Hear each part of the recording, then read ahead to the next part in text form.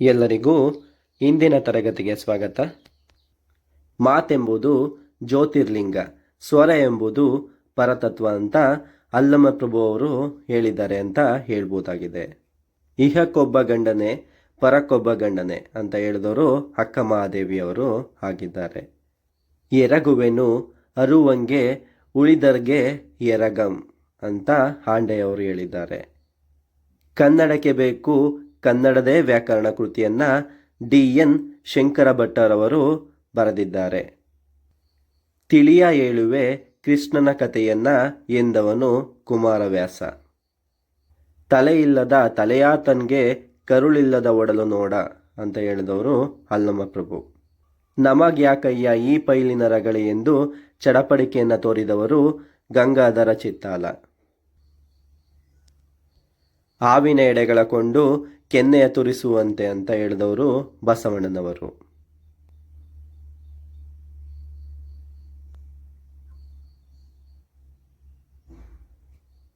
ಜಗವೆಲ್ಲ ನಗುತ್ತಿರಲಿ ಜಗದಳೂ ನನಗಿರಲಿ ಅಂತ ಈಶ್ವರ ಸಣಕಲ್ ಅವರು ಹೇಳಿದ್ದಾರೆ.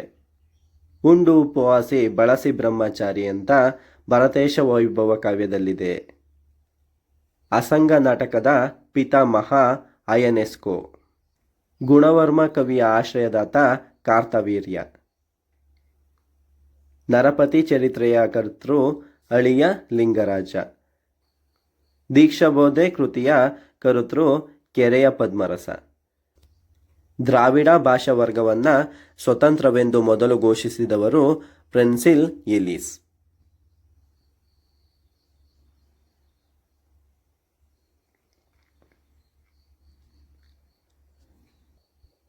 ದ್ರಾವಿಡ ಭಾಷೆಗಳ ವರ್ಗೀಕರಣ. 4 ಬಗೆಯಲ್ಲಿ ಈ ದ್ರಾವಿಡ ಭಾಷೆಗಳ ವರ್ಗೀಕರಣವನ್ನು ಮಾಡಲಾಗುತ್ತದೆ ಅಂತ ಹೇಳ್ಬೋದಾಗಿದೆ. ಮೊದಲನೇದಾಗಿ ದಕ್ಷಿಣ ದ್ರಾವಿಡ ಭಾಷೆಗಳು, ಉದಾಹರಣೆ ಕನ್ನಡ, ಕೊಡವ, ತಮಿಳು, ಮಲಯಾಳಂ. ಎರಡನೇದಾಗಿ ನೋಡೋದಾದರೆ ದಕ್ಷಿಣ ಮಧ್ಯ ದ್ರಾವಿಡ ಭಾಷೆಗಳು, ಉದಾಹರಣೆ ತೆಲುಗು, ಹಿಂದಿ, ಕೊಂಗ, ಕೋಯಿ, ಕುವಿ. ಮೂರನೇದಾಗಿ ನೋಡೋದಾದರೆ ಮಧ್ಯ ದ್ರಾವಿಡ ಭಾಷೆಗಳು, ಉದಾಹರಣೆ ಕೊಲಮಿ, ನಾಲ್ಕಿ, ಪರ್ಜಿ, ಗದಪ. ನಾಲ್ಕನೇದಾಗಿ ನೋಡೋದಾದರೆ ಉತ್ತರ ದ್ರಾವಿಡ ಭಾಷೆಗಳು, ಬ್ರಾವುಯಿ, ಕುರುಕ್, ಮಾಲ್ತೋ.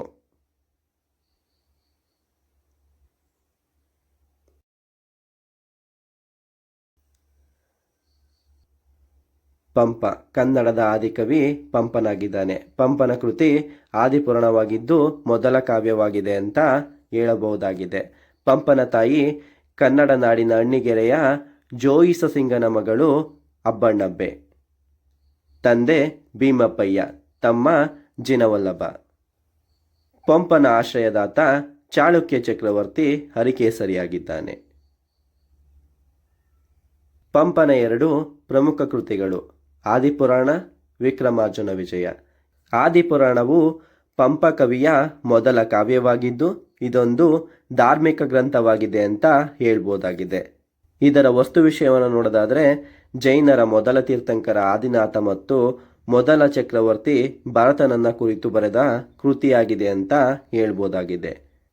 ಇದು ಕನ್ನಡದ ಮೊದಲ ಜೈನ ಪುರಾತನವೂ ಆಗಿದೆ ಅಂತ ಹೇಳ್ಬೋದಾಗಿದೆ. ಇದರಲ್ಲಿ ಕಾವ್ಯಧರ್ಮ ಮತ್ತು ಧರ್ಮದ ಸಾಮರಸ್ಯತೆ ಇದೆ ಅಂತ ಹೇಳ್ಬೋದು. ವಿಕ್ರಮಾರ್ಜುನ ವಿಜಯ ಕೃತಿಯು ಒಂದು ಸಾಮಾಜಿಕ ಕೃತಿಯಾಗಿದೆ. ವಿಕ್ರಮಾರ್ಜುನ ವಿಜಯ ಕೃತಿಯನ್ನ ವ್ಯಾಸ ಮಹರ್ಷಿಯ ಮಹಾಭಾರತದಿಂದ ಅನುವಾದಿಸಲಾಗಿದೆ ಅಂತ ಹೇಳ್ಬೋದಾಗಿದೆ. ವಿಕ್ರಮಾರ್ಜುನ ವಿಜಯ ಕೃತಿಯಲ್ಲಿ ತನ್ನ ಆಶ್ರಯದಾತನಾದ ಹರಿಕೇಸರಿಯನ್ನ ಅರ್ಜುನನಿಗೆ ಹೋಲಿಕೆ ಮಾಡಿದ್ದಾನೆ ಅಂತ ಹೇಳ್ಬೋದಾಗಿದೆ. ಪಂಪ ಪೊನ್ನರನ್ನರು ರತ್ನತ್ರಯರು ಎಂಬ ಬಿರುದನ್ನು ಹೊಂದಿದ್ದಾರೆ ಅಂತ ಹೇಳ್ಬೋದಾಗಿದೆ.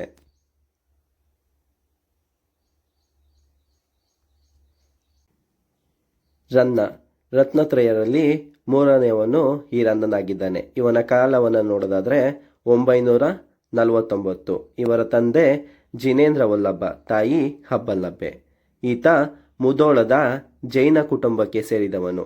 ಇವನು ಮೊದಲು ಚಾವುಂಡರಾಯರಲ್ಲಿ ಆಶ್ರಯವನ್ನು ಪಡೆದಿದ್ದನು. ನಂತರ ಚಾಳುಕ್ಯ ಚಕ್ರವರ್ತಿ ಸತ್ಯಾಶ್ರಯನ ಬಳಿ ಆಶ್ರಯವನ್ನ ಪಡೆದಿದ್ದನು ಅಂತ ಹೇಳ್ಬೋದಾಗಿದೆ. ಈತ ತನ್ನ ಮಗನಿಗೆ ರಾಯ ಎಂದು ಹೆಸರನ್ನ ಇಟ್ಟಿದ್ದ ಈ ಚಾವುಂಡರಾಯನ ನೆನಪಿಗಾಗಿ. ಮಗಳಿಗೆ ಅತ್ತಿಮಬ್ಬೆ ಎಂದು ಹೆಸರನ್ನ ಇಟ್ಟಿದ್ದ ಅತ್ತಿಮಬ್ಬೆ ನೆನಪಿಗಾಗಿ ಅಂತ ಹೇಳ್ಬೋದಾಗಿದೆ.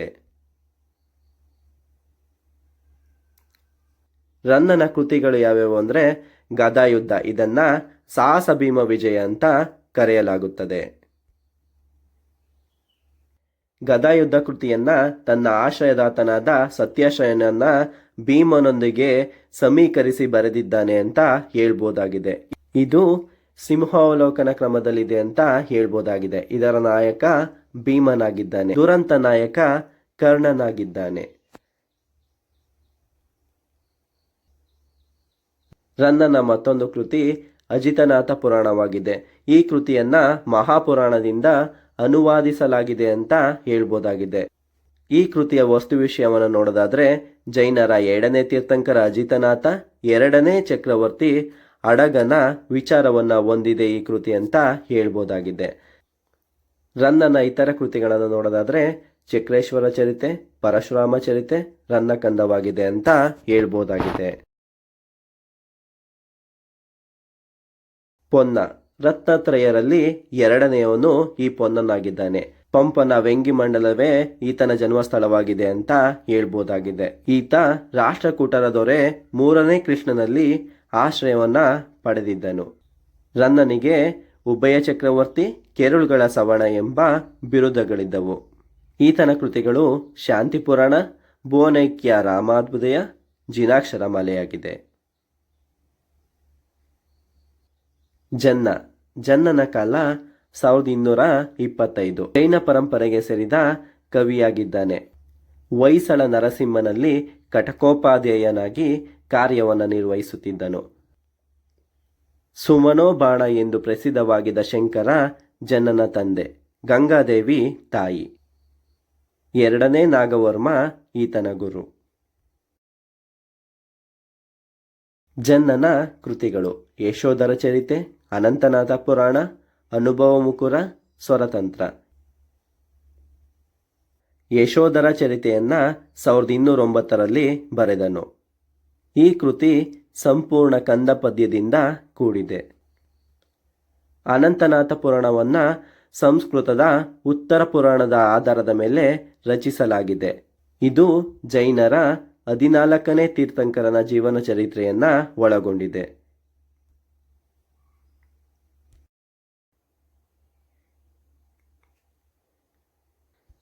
ಶಿವಕೋಟ್ಯಾಚಾರ್ಯರು, ಇವರ ಕಾಲ 1180. ಶಿವಕೋಟ್ಯಾಚಾರ್ಯರ ಕೃತಿ ವಡ್ಡಾರಾಧನೆಯಾಗಿದೆ. ವಡ್ಡಾರಾಧನೆಯು ಕನ್ನಡದ ಮೊಟ್ಟ ಮೊದಲ ಗದ್ಯ ಗ್ರಂಥವಾಗಿದೆ ಅಂತ ಹೇಳ್ಬೋದಾಗಿದೆ. ವಡ್ಡಾರಾಧನೆಯನ್ನ ಪ್ರಾಕೃತ ಗ್ರಂಥದ ಭಗವತಿ ಆರಾಧನದಿಂದ ಅನುವಾದಿಸಲಾಗಿದೆ ಅಂತ ಹೇಳ್ಬೋದಾಗಿದೆ. ವಡ್ಡಾರಾಧನೆಯಲ್ಲಿ 19 ಕಥೆಗಳಿವೆ.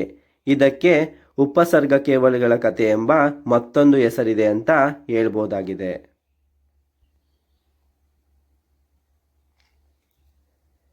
ದುರ್ಗಸಿಂಹ ಕನ್ನಡದ ಕಿಸುನಾಡಿನ ಸೈಯಡಿಯ ಅಗ್ರಹಾರದವನು. ಈಶ್ವರಾರ್ಯ ಮತ್ತು ರೇವಣಬ್ಬೆಯರ ಮಗನಾಗಿ ಈ ದುರ್ಗಸಿಂಹ ಜನಿಸಿದನು. ದುರ್ಗಸಿಂಹನು 1ನೇ ಜಯಸಿಂಹ ಜಗದೇಕ ಮಲ್ಲನಲ್ಲಿ ಸಂಧಿ ವಿಗ್ರಹಿಯಾಗಿದ್ದನು ಅಂತ ಹೇಳ್ಬೋದು. ಸುಮಾರು 1031 ಈತನ ಗ್ರಂಥ ರಚನಾ ಕಾಲವಾಗಿದೆ. ವಸುಭಾಗ ಭಟ್ಟ ಮತ್ತು ಇತರರ ಪಂಚತಂತ್ರ ಕೃತಿಗಳನ್ನು ಆಧಾರವಾಗಿಟ್ಟುಕೊಂಡು ದುರ್ಗಸಿಂಹ ಕನ್ನಡದಲ್ಲಿ ಪಂಚತಂತ್ರ ಕೃತಿಯನ್ನ ರಚಿಸಿದ್ದಾನೆ. ಇದು ಚೆಂಪು ಗ್ರಂಥವಾಗಿದೆ ಅಂತ ಹೇಳ್ಬೋದಾಗಿದೆ.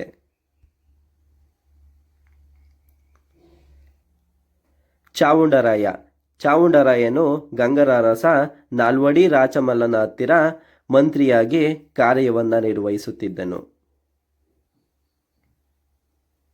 ಚಾವುಂಡರಾಯನು ತನ್ನ ಶೌರ್ಯಗಳಿಂದ ಸಮರ ಪರಶುರಾಮ, ವೀರಮಾರ್ತಾಂಡ, ಪ್ರತಿಪಕ್ಷ ರಾಕ್ಷಸ ಎಂಬ ಬಿರುದುಗಳನ್ನು ಹೊಂದಿದ್ದನು. ಗೊಮ್ಮಟೇಶ್ವರ ಮೂರ್ತಿಯನ್ನ ಕೆತ್ತಿಸಿದ ಕೀರ್ತಿ ಇವನದ್ದಾಗಿದೆ. ಆದ್ದರಿಂದ ಇವನಿಗೆ ಗೊಮ್ಮಟರಾಯ ಎಂಬ ಬಿರುದು ಇತ್ತು ಅಂತ ಹೇಳ್ಬೋದಾಗಿದೆ.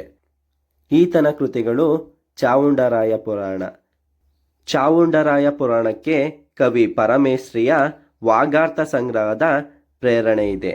ಈ ಕೃತಿಗೆ ತ್ರಿಷಷ್ಟಿ ಲಕ್ಷಣ ಮಹಾಪುರುಷ ಎಂಬ ಹೆಸರು ಕೂಡ ಇದೆ ಅಂತ ಹೇಳ್ಬೋದಾಗಿದೆ. 1ನೇ ನಾಗವರ್ಮ. ಈತ ಸುಮಾರು 10ನೇ ಶತಮಾನದ ಅಂತ್ಯದಲ್ಲಿದ್ದನು. ಈತನ ಊರು ವೆಂಗಿಪಳು. ಈತ ಜೈನ ಬ್ರಾಹ್ಮಣನಾಗಿದ್ದ. ಈತನ ಕೃತಿಗಳನ್ನು ನೋಡೋದಾದರೆ ಛಂದೋಂಬುದಿ. ಈ ಛಂದೋಂಬುದಿಯು ಕನ್ನಡದ ಮೊದಲ ಛಂದೋಗ್ರಂಥವಾಗಿದೆ. ಈ ಕೃತಿಯಲ್ಲಿ ಅಕ್ಕರ, ಗೀತಿಕೆ, ಎಳೆ, ತ್ರಿಪದಿ, ಉತ್ಸಾಹ, ಷಟ್ಪದಿ ಅಕ್ಕರಿಕೆಗಳನ್ನು ಕನ್ನಡದ ಛಂದೋಜಾತಿ ಎಂದಿದ್ದಾನೆ. ಕಾದಂಬರಿ. ಈ ಕಾದಂಬರಿ ಕೃತಿಯು 1ನೇ ನಾಗವರ್ಮನ ಮತ್ತೊಂದು ಕೃತಿಯಾಗಿದೆ. ಬಾಣಕವಿಯು ಸಂಸ್ಕೃತದಲ್ಲಿ ಬರೆದಿರುವ ಕಾದಂಬರಿಯನ್ನ ಈ ನಾಗವರ್ಮ ಅನುವಾದಿಸಿದ್ದಾನೆ.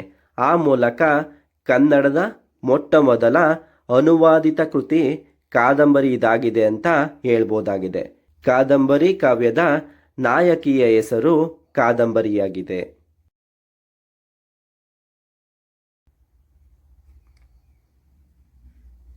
ನಾಗಚಂದ್ರ. ನಾಗಚಂದ್ರ 11ನೇ ಶತಮಾನದ ಕೊನೆಯ ಮತ್ತು 12ನೇ ಶತಮಾನದ ಆರಂಭದಲ್ಲಿ ಬದುಕಿದ್ದನು. ನಾಗಚಂದ್ರನ ಕೃತಿಗಳು: ರಾಮಚಂದ್ರ ಚರಿತ ಪುರಾಣ. ಈ ರಾಮಚಂದ್ರ ಚರಿತ ಪುರಾಣವು ಇದು ಕನ್ನಡದ ಮೊಟ್ಟ ಮೊದಲ ಜೈನ ರಾಮಾಯಣವಾಗಿದೆ ಅಂತ ಹೇಳ್ಬೋದಾಗಿದೆ. ಪ್ರಾಕೃತ ಕವಿ ವಿಮಲ ಸೂರಿಯ ಪಲುಮಾಚಾರಿಯ ಕೃತಿಯನ್ನ ಅನುಕರಿಸಿ ಬರೆದಿದ್ದಾನೆ. ಇದು ಒಂದು ಧಾರ್ಮಿಕ ಕೃತಿಯಾಗಿದೆ ಅಂತ ಹೇಳ್ಬೋದಾಗಿದೆ.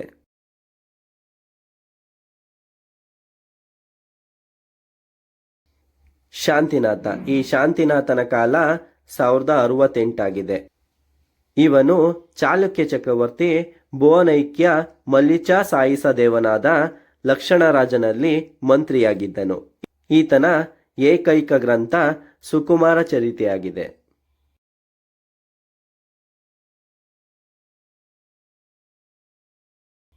ನಯಸೇನ. ಕ್ರಿಸ್ತಶಕ 112ರ ಕಾಲಾವಧಿಯಲ್ಲಿ ಮುಳಗುಂದದಲ್ಲಿದ್ದ ಜೈನ ಕವಿಯು ಈ ನಯಸೇನನಾಗಿದ್ದಾನೆ.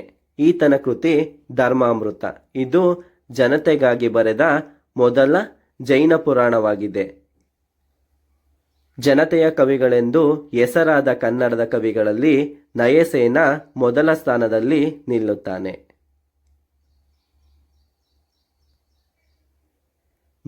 ಬ್ರಹ್ಮಶಿವ. ಇವನ ಕಾಲ 1100. ಇವನು ಜೈನ ಕವಿಯಾಗಿದ್ದನು. ಇವನ ಗುರು ವೀರನಂದಿ ಆಚಾರಸಾರ. ಇವನ ಕೃತಿಗಳು ಸಮಯ ಪರೀಕ್ಷೆ, ತ್ರೈಲೋಕ್ಯ ಚೂಡಾಮಣಿ. ಸಮಯ ಪರೀಕ್ಷೆ ಕೃತಿಯು ತಾತ್ವಿಕ ಪದ್ಯ ಗ್ರಂಥವಾಗಿದೆ. ಕಂದವೃತ್ತದಲ್ಲಿ ಕೇವಲ ಪದ್ಯ ರೂಪದಲ್ಲಿರುವ ಕೃತಿಯಾಗಿದೆ. ತ್ರೈಲೋಕ್ಯ ಚೂಡಾಮಣಿ ಕೃತಿಯಲ್ಲಿ 36 ಸ್ತೋತ್ರಗಳಿವೆ. ಇದಕ್ಕೆ 36 ರತ್ನಮಾಲ ಎಂಬ ಮತ್ತೊಂದು ಹೆಸರಿದೆ.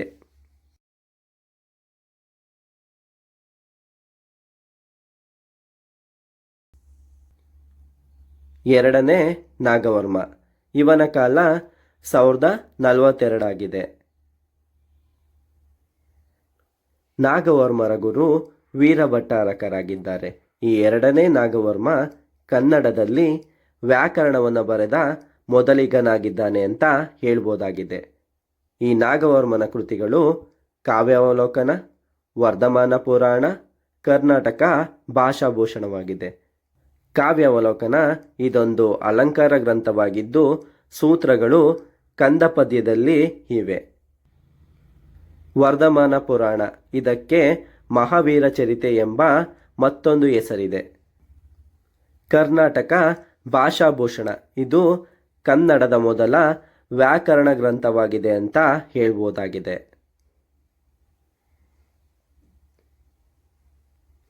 ಎರಡನೇ ನಾಗವರ್ಮನ ಮತ್ತೊಂದು ಕೃತಿ ಅಭಿಧಾನ ವಸ್ತುಕೋಶವಾಗಿದೆ. ಇದರಲ್ಲಿ ಸಂಸ್ಕೃತ ಪದಗಳನ್ನು ಕನ್ನಡದಲ್ಲಿ ವಿವರಿಸಲಾಗಿದೆ.